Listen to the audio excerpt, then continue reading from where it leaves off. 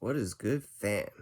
I've got a good video for you today. Today we're going to be talking about uh, breaking bondage, getting out of bondage, getting out of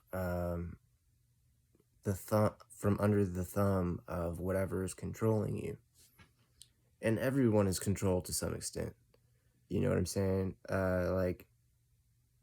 Anyways, we'll just get into it. I'm going to start out with a Bible verse, and it is Ezekiel 20:10. And I'll give you context after I just read this short verse. Wherefore I caused them to go forth out of the land of Egypt and brought them into the wilderness. It's Ezekiel 20:10. Now, what is particularly interesting to me about this verse is it's talking about the Jews being led out of Egypt, out of slavery in Egypt, into the wilderness, the wilderness. And so this is something that you'll see throughout history. When people are freed from slavery, when they are free from prisons, when they are, whenever they break whatever kind of bondage they're in, they are often put into these insecure situations, these situations where they're led into the wilderness. Like if you think about the Underground Railroad, it would be like, Black American slaves uh, traveling the forests of America from Quaker house to Quaker house. Sometimes days I'm sure they would spend in the forest without any type of shelter or whatever. So you're led out of bondage into these kind of insecure situations where you really don't have much control. You are just, you're very vulnerable. Uh, so yeah, think about that a little bit. Like Harriet Tubman, she said that she could have freed more slaves if only slaves knew they were slaves. And so yeah, there is a certain comfort that comes along with being in bondage. A lot of people do not want to be free, you know? They will say that they are like so liberal, but they they really don't believe in liberty. They don't want to be free. They don't want to be insecure, basically. Um, and well, maybe not even insecure is the right word. They don't want to be vulnerable. And while vulnerability can be scary, it's very raw. Freedom, you know what I'm saying? It's worth it in order to have your freedom of thought. You'll see that a lot of times. I think I might be in somewhat of the late stages of my. I'm not even gonna go there, but so yeah, like they don't want to. They want to give up their freedom of speech because they feel bad if somebody calls them a faggot or whatever. And while that makes sense to a certain extent, like nobody wants to be shamed for who they are or whatever. Um, invariably, it always ends up that if you start restricting any speech, any type of behavior, it's always followed by the people who you're trying to protect being censored. Like always.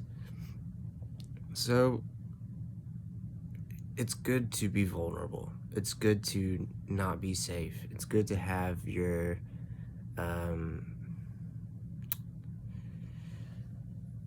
it's good to be in the wilderness, to be that close to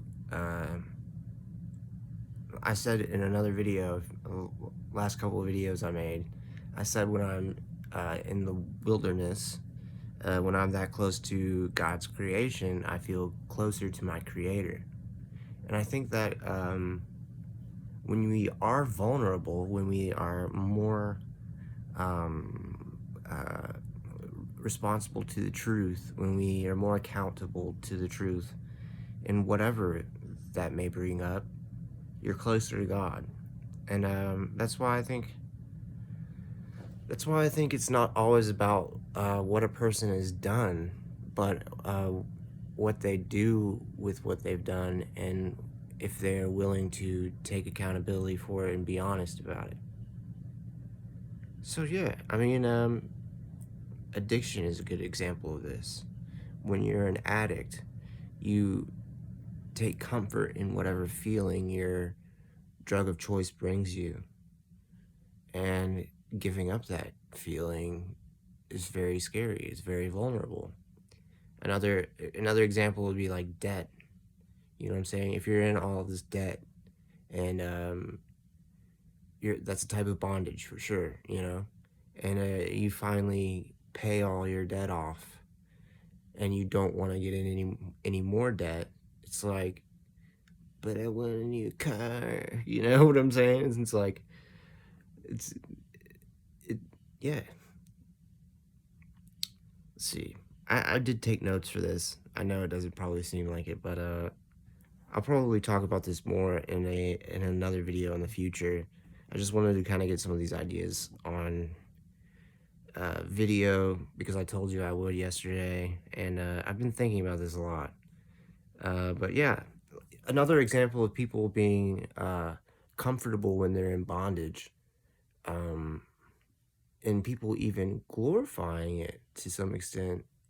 I would say, like, a lot of people I know who have been in prison enjoy the types of foods that they could make in prison when after they get out. Like, there are these things people make with ramen noodles and like Doritos and just like a bunch of different ingredients. They like take the ramen noodle package and break up all the ramen noodles and then stuff potato chips or summer sausage or cheese, whatever you can get in prison, into this bag of ramen noodles.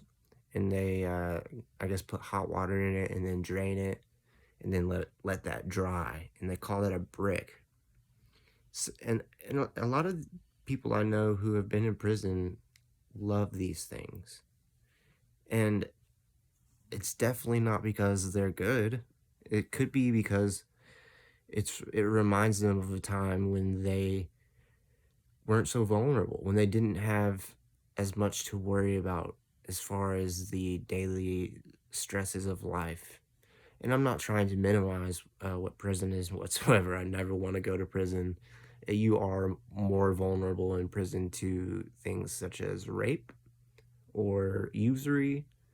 Um, but as far as having to feed yourself, to, pay your bills, whatever, you don't have to worry about that in prison.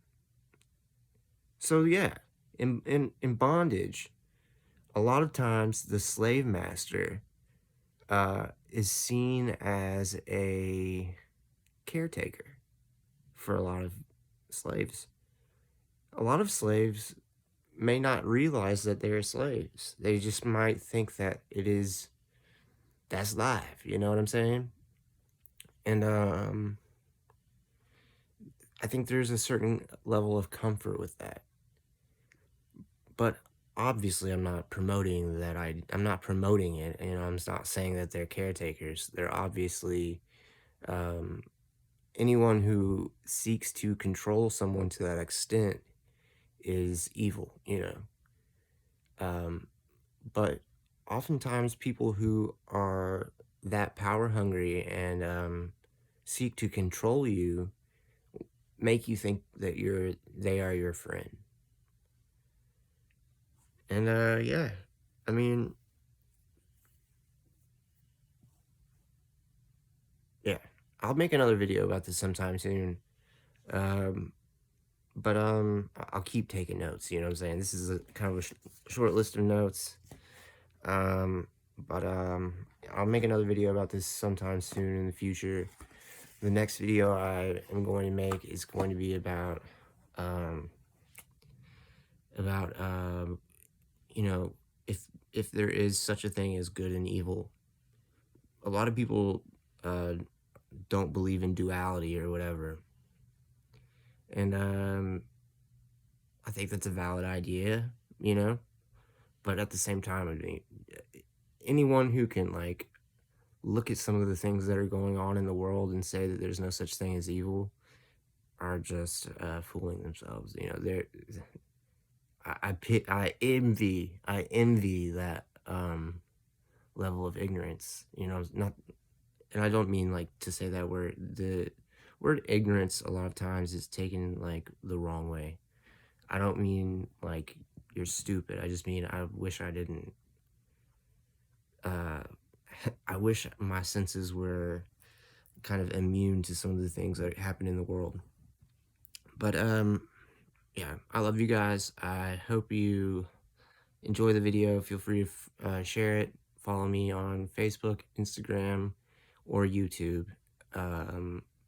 Love you. Peace.